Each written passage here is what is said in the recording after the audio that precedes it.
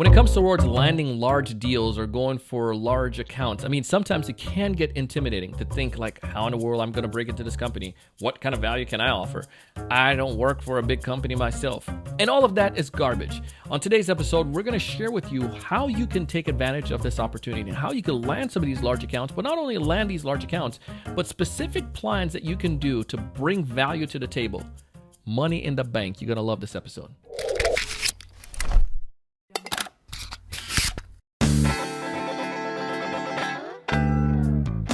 Hey, everyone. Welcome to another great episode of the Sales Evangelist podcast. I'm your host, Donald C. Kelly, the Sales Evangelist. And I'm so excited for another great episode. I'm so excited to be here with you today. And on this episode today, I have a fantastic guest, Cheryl Parks. She is the sales growth coach, and she works with individuals, with teams, with founders, individuals who want to improve. And specifically, a lot of her clients are trying to get those bigger deals, those larger accounts. How do you go about doing so? She's going to tell you the story about an experience that she had and how she was able to work and break into that large account with her client, but also how they were able to stand out and to take the business from an incumbent. What did they do? Somebody's in a situation where they're trying to figure out, how do I break into large accounts or get large deals like that? It sounds like it took a team, and it sounds like there was, so let's get past the idea of landing the appointment. Let's say you already did that. Seller, you got that. You got the conversation with them. Or even go back to that. Like, how did you go about getting the conversation? Let's go back to that piece. And then let's go back to your architecture work about how you got everyone involved and who were involved and what was the messaging that you all use. So go back to the very, very front. Yeah, so I'm gonna stay in today's environment because there's so much more, right, that we have available to us. So a few things. I tell people a couple of things. One, you want to look at sales as a treasure hunt and not a linear from A to B to C type of scenario. The reason I call it a treasure hunt is because the insight you can provide to a CEO or a CFO or a senior vice president of marketing, it's all different. And if you're just clicking buttons, you will get into a rhythm of finding things that could be of importance to them. That does not mean sending them books and case studies and 30-page articles. It means you're the extra set of eyes and ears. You're either going to summarize or you're going to take a paragraph or a couple of sentences out of something and then provide the reference to where you got it and say, I thought you might be interested in this particular piece, right? Mm-hmm. So those are the things that you want to do. You want to use insight, number one, to connect and get a conversation going with your prospect. I'm going to back up one step. One of the more important things that you can do instead of reaching for that, what we call low-hanging fruit, is always have a portfolio with a handful of large companies on it. Okay, so let's say you need to bridge the revenue quota meeting gap of bringing revenue in while you're hunting larger companies, right? The most important thing you can do is to add those target companies in so that you can begin to start to nurture them. They don't happen overnight. You're going to need to begin the conversation, find the people to speak to, get involved in conversations they're having, right? LinkedIn is a great place to start. Amen to that. You see them having conversations. Find out where they go. You've heard these things before. Where do they spend their time, etc.? And then at the end of the day, you really want to start to bring together your strategy around getting that. If you're looking for places to go, let's say you're really in that SMB segment, go to the companies that you have respect for, that you're loyal to, that you really like the way they go to market. Find them. You know why? Because you're going to be excited about those companies, right? I'm a Southwest loyal. They sent me a birthday card for a decade and a half on my birthday. So, I mean, that's a place I'm going to go to because I like the way you go to market. Like, you know what I mean? Things of that nature are going to be really, really important. Let's say I follow that path. I got this. I got your attention. What are some things you're seeing right now that grabs people's attention when it comes towards your messaging, initial message outreach? People saying, the old school or old ways of like, I can save you money, I can help you make money. But what is working right now when it comes towards those large deals? This is super foundational, but part of what I teach is a HeartCentered Framework, and the H, one component of the H is human to human. So what they don't want to hear is you showing up as whatever that is, the robot, etc., right? Show up human to human. If you're thinking something, say, I was thinking about this.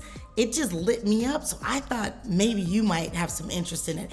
And if you miss the mark, right, and it's crickets, it's okay. It's okay. Just keep going, right? I mean, it's what's the thing? You miss 100% of the shots you never take, right? Yep. It doesn't mean it's a one-time scenario. It's some follow-up. It's being human. It's not always expecting something in return, right? So if the person doesn't respond and it's 2 or 3 times, but you're like, I'm on the money with this. I know this is important. Maybe it's not important yet. Maybe they're working on something really important to you, right? To them. And so those are the things you, like, as a human, you want to understand that even though your most important thing is to get a meeting, right? And get this deal closed, it may be a timing, it might be a timeline, or it could be a trigger event that supports all of that. I'm kind of giving away the HeartCentered Framework. That's the T part. So that's good. I like it. Yeah. Shoot, give us that good stuff. Now that we got the prospect's attention and you share that story at the beginning, like, break down to us that framework of what I would need to do just pretend like I'm a company listening to this. What do I need to do to make sure I can make a large deal work? And you mentioned having several different folks a part of it. It wasn't just one individual. Talk to me about that example. Who were selected to be a part of it, and what were you guys presenting, and what was that framework that you were following? That's a really great question. So the framework that I followed was clearly what is the desired outcome that they want, right? So they were looking for options for this multi-million-dollar inventory in terms of one, avoiding risk to the inventory, right? Those cards are live and they could be sold on the market on the street somewhere. The second piece would be streamlined. Their customer needed a certain experience, right? So those cards needed to get out in I think it was the mail at the time, in the mail in a pretty streamlined fashion. And then the reporting piece was a big deal. Which cards are hot, which ones aren't, and who's getting what, and all of those things. Who's ordering which cards.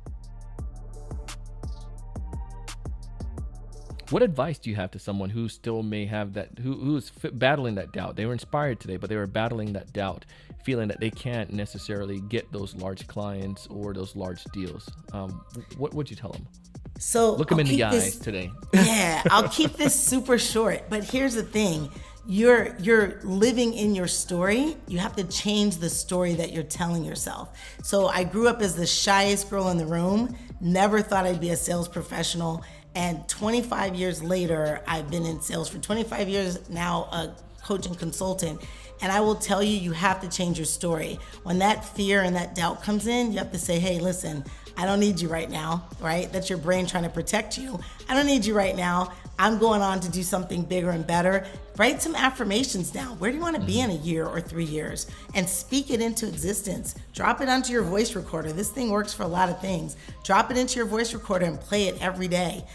This is where I'm going. How do you want to look? How do you want to feel? What do you want your client to feel, right? When you're in the room and you're in that power position in terms of being able to empower other people. So those are some of the things that I did to walk myself out of being debilitatingly shy, was just change my story and challenge myself to not be stuck in my comfort zone.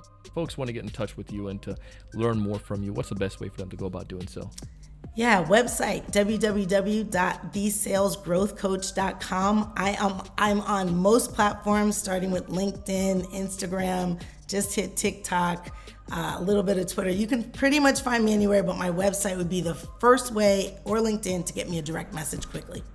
That was Cheryl Parks. If you want to go ahead and connect with her, you can find her on LinkedIn. She is the Sales Growth Coach. Check out some of the amazing things that she's doing and see if she can coach you and your team as well to get to that next level. I would encourage you to take some of the principles you heard today and apply it. I love the concept of practicing. I don't like to practice on my customer. I'd rather practice with my team and also with my mastermind so that they can give me insights and feedback. As always, I share stuff like this because I want you to thrive and succeed. I want you to find more of your ideal customers. I want you to know what to say when you reach out to them. I want you to close more deals. But most importantly, I want you to raise your level of thinking and go out and do big things.